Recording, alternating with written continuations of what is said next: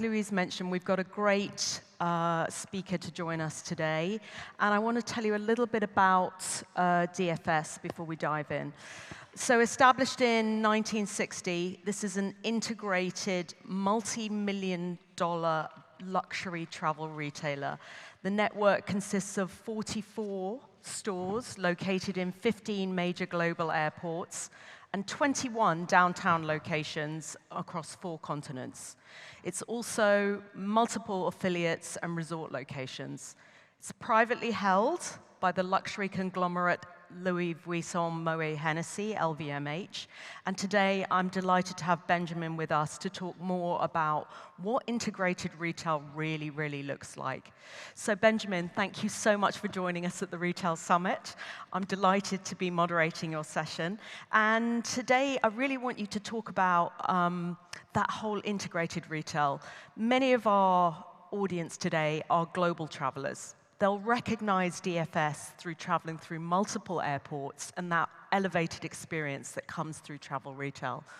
What they won't know is that DFS runs also the beautiful Samaritaine in Paris. They won't know about Tedeschi, which is one of my favorite stores in Venice.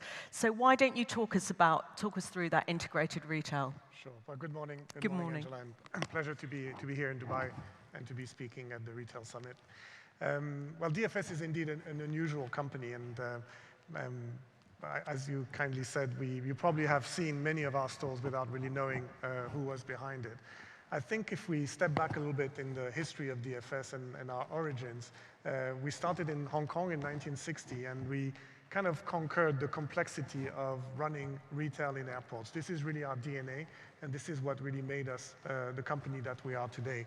And just to show a little bit where we come from, this is the first store that we opened in 1960, and you can imagine how travel retail and the retail in airports has evolved when you see some of the most beautiful stores around the world. DFS operates in the United States, in Los Angeles, in San Francisco, in New York, here in Abu Dhabi in airports. But really mastering this complexity and taking the operational excellence and pioneering into new journeys and new territories is really what defined us as a company. And the next step of the journey of DFS was really how do we take this airport model, which is small, which is complex, and how do we expand it into city centers or resort destinations. You may have visited in Hong Kong some of our stores, like this one on Canton Road, and of course one of the most recent stores that we opened was 2 years ago in the heart of Paris in La Samaritaine. So La Samaritaine is actually operated by DFS. You may not see the logo; it's quite discreet, but it is indeed this ability to bring and to bridge a lot of worlds, the worlds of brands, the worlds of customers, and having a seamless experience peppered with a lot of exciting experiences. I think, this is the first sort of myth-busting scenario where you think, okay, travel retail and downtown retail and our traditional kind of formats for retail high street, and how you bring that vision of experiential to life, but in the middle of the most robust commercial cities. I mean, that is something that I think is very new for our audience as well to experience. For me, one of the myths which is very dear to me is breaking this idea that pricing is the only reason for people to shop. Yeah. And when your name is DFS, duty-free shoppers, a lot of people associate us with this idea that you can buy something at a lower price, or you can pick it up in an airport. But really this ability to pivot from that and to bring the world of experiences into what we do in that service of customers is really something that's important. I've got a few examples of some of the recent executions that we've had in stores. You can see here on the top right corner of the slide something quite unique. In Japan, we operate a beautiful department store which is a duty-free department store, but we brought in and we invited Team Lab. I don't know if any of you has visited Team Lab in Tokyo. It's what a very multi-senses experience. And we brought this into the store to also bring another way of spending time into a retail environment that is not purely transactional, but has a lot of experiences. But we also walk away from only the pricing equation by driving a lot of store design, some innovations. You can see here a Hennessy Cognac sensory olfacting laboratory, or you see also some of the most amazing flagships. And Cartier here is a store of Cartier in Macau at the Four Seasons DFS store, which is ranking one of the top 3 stores in the world for Cartier. So this ability to still be a travel retailer, but yet reach out to traveling customers and deliver them a very unique experience that is nothing to be shy of the retail experiences they would get on Fifth Avenue, on Rue de la Paix, or any other shopping centers around the world. So we're dealing with 2 very compelling things here. Number one, an increasingly sophisticated customer that knows what they want, and they want something elevated, they want something differentiated, but also the global powerhouse brands, really, that LVMH has. How do you create this sense of place? I mean, there's obviously an anchor to the LVMH brands, but a sense of place and cultural acceptance, if you like. Well, I guess it goes back to the roots of DFS and this pioneering spirit in going to places which are complex or which are remote or far away. Carrying with us, we work with over 750 brands, so we don't only work with LVMH brands. We actually work with whoever really wants to have a great experience in delivering to the millions of customers that we reach out. But we do that also with a sense of place.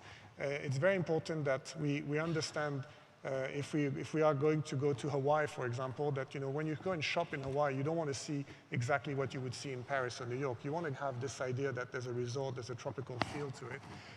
And so this idea of tailoring the assortment, working also with local brands, establishing local merchandising capabilities in the organization that we have.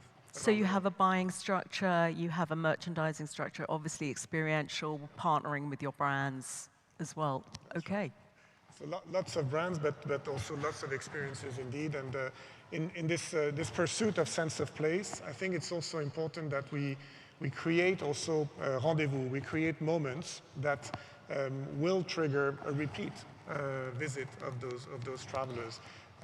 We've celebrated the 12th edition this year of our Master Series. We call it Master of Time. It's an opportunity to bring the best of watchmaking and joinery making into Macau, and bringing some pieces that you would not normally see in a store, and creating an event around it, giving awards, inviting customers. Again, you would not particularly expect that from a retailer that has its roots in an airport, but it's really this pursuit of excellence, this pursuit of satisfying the customer, but also understanding what the brands need in this changing environment. You're really closely in partnership with your brands, aren't you? Absolutely. I really want to move on now to talk about the role of omnichannel. Yes. And obviously, it's so important to our retailers today, and obviously businesses that want to expand their connectivity with their customer. What role does omnichannel play for you? Well, I prefer to use integrated retail and coining that as probably what we do, because I think it's really understanding how do we reach the customers, how do we create an experience in customers, and how do we transact in stores. Oddly enough, we kind of stayed away from trying to go into pure e-commerce. Okay. I think we realize in this day and age that it's also not the easiest of the business model. However, what I call digitally enabled sales is definitely the channel that we've embraced. Some other people call it pre-tailing or e-tailing. It's this ability to connect ahead of a visit to a store, and particularly if you think of DFS, we are in this travel industry. So when a customer decides to go to a particular location, we engage with that customer digitally, and we announce what is happening in our stores, what are the brand's activations, what are the products that we're going to be, and we try to lock that wallet ahead of the visit into that. So it's an open dialogue with the consumer. It's an open dialogue, and it's engaging into retail transactions early into the journey, and making that available also using very importantly the power of loyalty. Yes, because of course. we are truly a global organization, and by being able to capture the information about the customers through our DFS circle, which is our loyalty program, also allows us to understand where is this customer traveling. If he or she is traveling to Macau, to Hong Kong, or then going to Paris, and then flying to Los Angeles, we actually travel with that customer and understand the shopping patterns, the shopping experience. And this is very valuable information that we deliver back to our partners and the brands. So this channel is a very unique channel in that respect.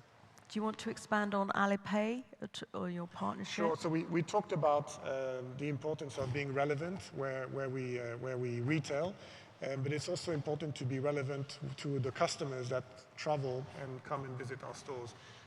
Modes of payment, I think, has been a revolution in the last few years. Yep. The giants like Alipay, a customer who travels from China and visits a store in the US or in Europe or in the Middle East, they expect to pay with the mode of payments that is familiar to them. This is their wallet. Their wallet is this. It's no longer a credit card, maybe, which is more used in European or Western economies.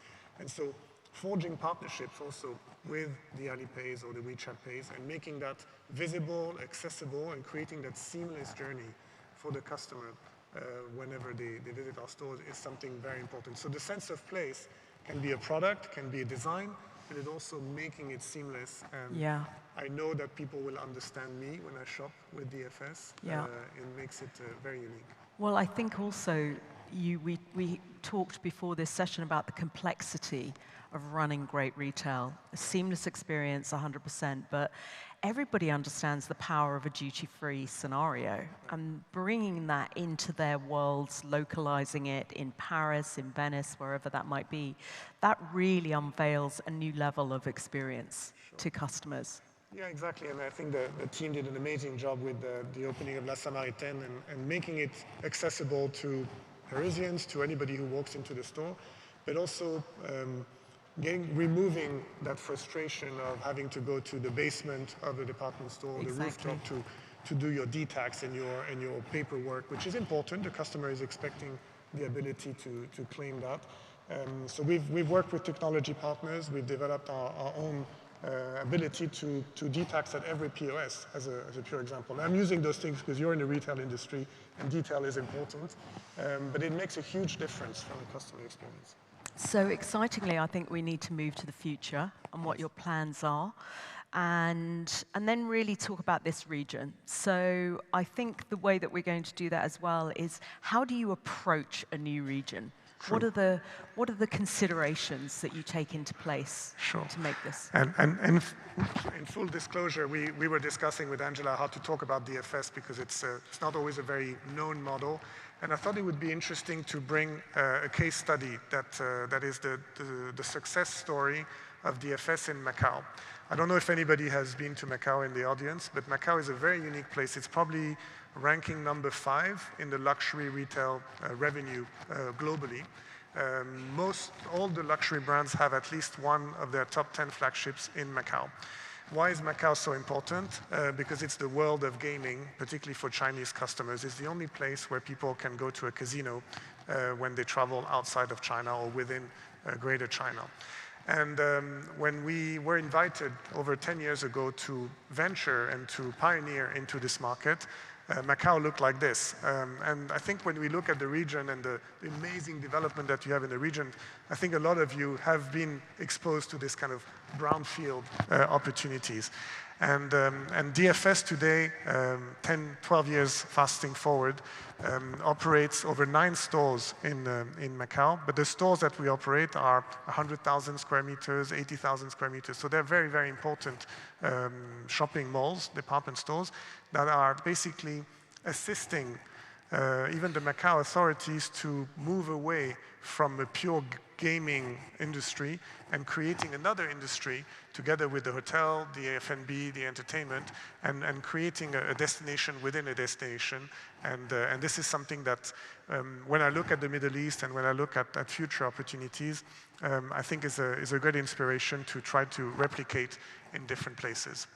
So is your journey over here a fact-finding mission? Are you meeting with people? Do you think that Saudi, UAE, what's your potential?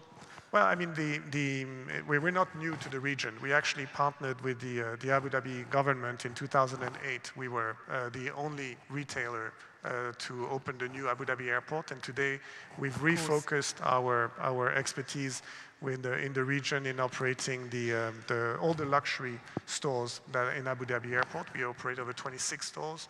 There's an Hermes boutique, there's a few more, there's a Bulgari boutique, there's a lot of new concepts that are still coming in. And indeed, I think we're very keen to see and to understanding what other journeys are available for a company like us to help, sometimes breaking down the complexity, understanding the local importance of what are the goals also of the governments in building other muscles, in building other industries to maybe what is their core. And this is a passion that we have at DFS to pioneer into new geographies or into established geographies, but bringing an edge that is complementary to something that is existing today. I think it redefines destination retail. It's phenomenal. So the Middle East is obviously a huge and interesting market. You have experience here in Abu Dhabi. It feels like you can create your own environment. The Macau scenario showed how you can take a space basically and create that destination. Is that your thinking for the Middle East? Well, to look at something completely unidentified? That our interest in the Middle East is multi-front. I mean, we still have an absolute passion about doing great retail at airports, and that's what we're demonstrating with Abu Dhabi, and we're always open to future collaborations in different parts of the region. But I also believe that there is an opportunity in resort retailing. I think there's so much amazing developments as new destinations. There's so many new places being rolled out that if we can combine this growth opportunity with an experience of demystifying the complexity and making it seamless to the customers, but also helping the brands, grow faster in this journey, is something that we'll do, and that's why we keep investing in this part of the world. Well, we're coming to the end of our session, and I think hopefully this has opened up a whole new thought process for our audience as well. What would you like to wrap up with? What are your thoughts in terms of where the business goes, what happens? Well, I thought that it's really in the heat of what we're doing at the moment. We've signed a very exciting deal for DFS, not in the region, but closer to our headquarters in Hong Kong, on Hainan Island. Hainan is a shopping destination. It's a paradise for offshore duty free. And I thought I would leave you with an interesting video of our next chapter for DFS, something that can be redefining for us, but we hope also can be redefining for the retail experience, and this idea of integrated retail in a resort, combining F&B, combining luxury stores, but also loyalty lounges and lots of experiences. So Benjamin, thank you so much for gracing us this morning. It's been an absolute privilege to talk to you and for demystifying the world of luxury travel retail. Thank you so much. I hope to see you in Hainan in 2026. Thank you very much.